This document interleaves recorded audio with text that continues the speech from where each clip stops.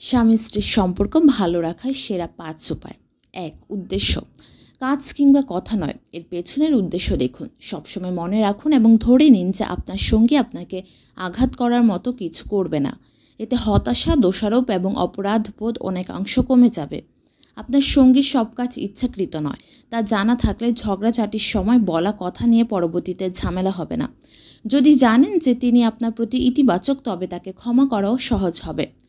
২. অর্থ দিয়ে ঝগড়া নয়, টাকা নিয়ে ঝগড়া করবেন না। দম্পতিদের মধ্যে ঝগড়াঝাটির সবচেয়ে বড় কারণগুলোর মধ্যে একটি হলো অর্থ। দম্পতিরা একে অপরের ব্যয়ের অভ্যেস নিয়ে ঝগড়া করার বদলে দুজনে মিলে সমাধান খুঁজতে পারে। এতে দুজনেরই কিছু কিছু ছাড় দিতে হতে পারে, তবে দিন শেষে সম্পর্ক সুন্দর থাকবে। ৩. কৃতজ্ঞতা দেখাতে হবে। দম্পতিদের একে অপরের প্রতি আরও কৃতজ্ঞতা দেখাতে হবে, এমনকি ঝগড়াঝাটি করে বা তর্ক করার সময়ও। একসাথে খারাপ এবং ভালো মুহূর্তগুলোকে সমানভাবে উপলব্ধি করতে শিখুন।